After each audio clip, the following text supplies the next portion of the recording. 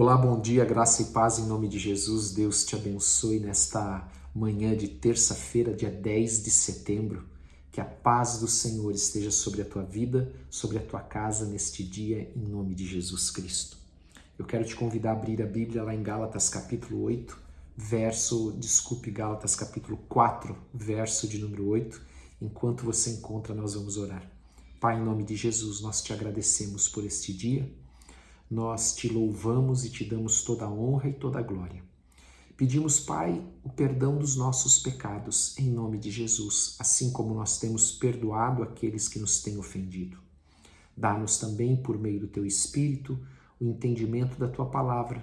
Prepara também o nosso coração como uma boa terra, em nome de Jesus. Amém e amém. Glória a Deus. Então você sabe que nós estamos lendo aqui a Epístola de Paulo aos Gálatas. Nós vimos ontem que Paulo falou um pouco sobre que nós agora não somos mais escravos ou aqueles filhos incapazes de receber as promessas de Deus, mas quando nós entregamos a nossa vida para Jesus Cristo, nós nos tornamos herdeiros e também filhos maduros, amadurecidos. Até citamos ontem os rituais que, assim como os judeus, o Bar Mitzvah, que mostra ou declara, aquela cerimônia que declara a passagem da criança de uma fase para uma fase já agora adulta, já de maturidade. Assim também os gregos também tinham a sua cerimônia de passagem, os romanos. E aqui Paulo usou esse exemplo para falar sobre aqueles que aceitam Jesus Cristo. Aqueles que recebem Jesus Cristo estão deixando aqueles princípios rudimentares que no passado estavam debaixo da lei, e ele compara a lei aos aios, aos tutores, aos curadores, e agora nós então, como filhos maduros, podemos receber as bênçãos de Deus, temos maturidade para receber as bênçãos, as promessas de Deus em nome de Jesus. E no versículo 8, então, ele diz assim: outrora, porém, não conhecendo a Deus, servis a Deus, que por natureza não são deuses. Ele está fazendo uma referência principalmente naquela região da Galácia ao panteão grego que eles serviam, aquele panteão grego, romano, de deuses de todo tipo, para todas as coisas, e que na verdade não eram deuses. O único Deus verdadeiro é o Deus Todo-Poderoso, Criador do céu e da terra, a quem nós servimos. Amém?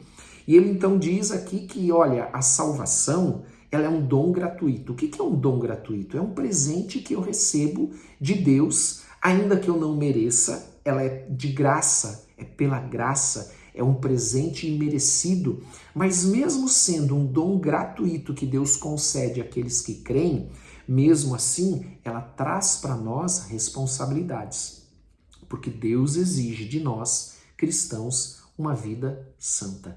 Esta vida santa é uma vida alinhada à sua palavra, aonde a presença do Espírito Santo em nós, porque ele passa a habitar em nós, ele nos capacita a viver a palavra de Deus, a viver os mandamentos de Deus, a lei de Deus, amém?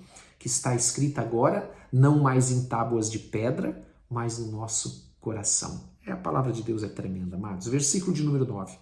Mas agora que conheceis a Deus, ou antes, sendo conhecidos por Deus, como estáis voltando outra vez aos rudimentos fracos e pobres, as quais de novo quereis ainda escravizar-vos?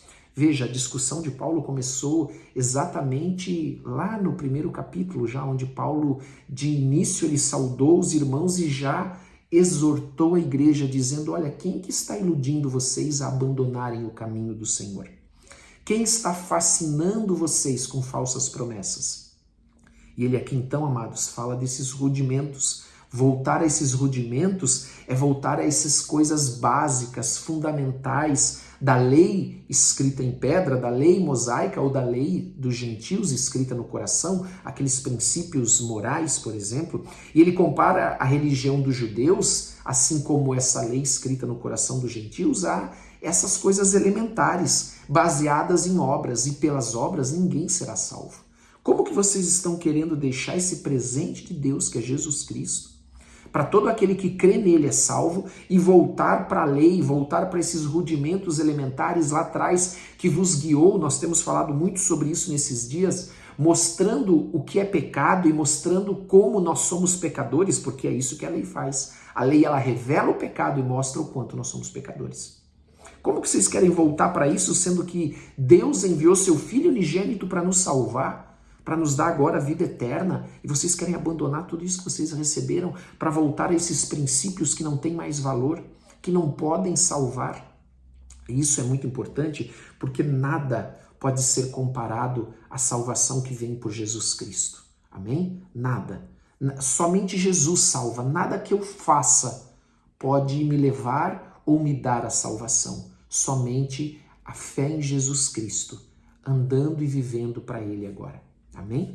Versículo de número 10. Ele continua e diz assim: guardais dias e meses e tempos e anos. Então ele faz essa referência a esses rituais, essas cerimônias exigidas lá pela lei já mosaica, como que para obter o favor de Deus. Mas elas são cerimônias e rituais que não podem salvar ninguém. E o que esses homens que estavam trazendo essa falsa doutrina para a igreja diziam é que se você não as cumprisse, você não seria salvo. E amados, como eu disse, nada que eu faça pode me dar a salvação. Só quem me dá a salvação é Jesus Cristo. E eu só posso perder a salvação se eu não tiver Jesus Cristo na minha vida. Falamos sobre isso também, que crer ele não é simplesmente um conhecimento intelectual. Crer é uma vida prática, é uma vida de obediência, onde nós declaramos e de fato fazemos Jesus Cristo nosso Senhor e o nosso Salvador. Amém? Andando na sua palavra, nos seus mandamentos. Versículo de número 11. Receio de vós tenha eu trabalhado em vão para convosco. Então nesse versículo 11, Paulo revela o temor do coração dele, de que por eles estarem voltando de novo àquele legalismo, aquelas tradições de homens, aqueles rituais do passado, abandonando a salvação que vem através da cruz, através da ressurreição de Jesus, Paulo tivesse então trabalhado em vão por eles. E no versículo 12 ele continua dizendo: sede qual eu sou, pois também eu sou como vós. Irmãos, assim vos suplico, em nada me ofendeste. Porque, veja, Paulo está falando aqui sobre o primeiro, que ele era fariseu no passado, que ele, como fariseu, ele não queria que eles caíssem de novo nesse legalismo, e ele não queria que esses homens confiassem na sua própria justiça. Porque nós temos que confiar na justiça de Cristo, daquilo que ele viveu, daquilo que ele fez na cruz por mim e por você. Então nós vamos ser salvos com o mérito da justiça de Cristo, não da nossa justiça, não das nossas obras. Então eu preciso colocar toda a minha fé, entregar todo o meu coração para Jesus Cristo. Mas agora, Paulo está dizendo para eles: vocês devem seguir o meu exemplo. Se no passado eu fui fariseu e confiava na minha justiça própria, agora eu não confio mais. Agora eu sigo a Jesus, eu creio em Jesus, eu coloco a minha fé em Jesus Cristo, porque só Ele pode salvar. E no versículo ali que ele fala: nada me ofendeste, porque, amados, você sabe que por Paulo pregar a verdade, Paulo começou a ser considerado um inimigo, porque esses outros falsos apóstolos, falsos profetas, falsos mestres, que ensinavam um outro evangelho, que na verdade não é evangelho, nós temos falado muito sobre isso, estavam dizendo que Paulo estava pregando contra eles, contra as pessoas, tirando dessas pessoas esse privilégio que eles tinham de viver nesse legalismo, nessas cerimônias e ser abençoado, porque na verdade o que esses homens queriam era excluir Gálatas da salvação. Era isso que eles queriam, mesmo que indiretamente, porque o que eles buscavam no fundo era o reconhecimento próprio. Eles queriam status, eles queriam poder, eles queriam os bens, as riquezas, eles queriam usar a fé como fonte de lucro. Era isso que eles queriam fazer. Então Paulo passou a ser um inimigo deles, eles pregavam duramente contra Paulo. E muitos gálatas estavam acreditando, por isso que Paulo diz: olha, em nada vocês me ofenderam. Por isso que ele fala, e vós sabeis que vos preguei o evangelho a primeira vez por causa de uma enfermidade física. Alguns acreditam que era malária, era uma região que tinha muita malária. E posto que a minha enfermidade na carne vos foi uma tentação, contudo não me revelaste desprezo nem desgosto, antes recebeste como anjo de Deus, como o próprio Cristo Jesus. Então Paulo aqui está testemunhando que mesmo ele estando enfermo e com uma enfermidade aparentemente séria que trouxe consequências físicas para ele foi muito bem recebido, ele não foi desprezado pelos Gálatas, amém?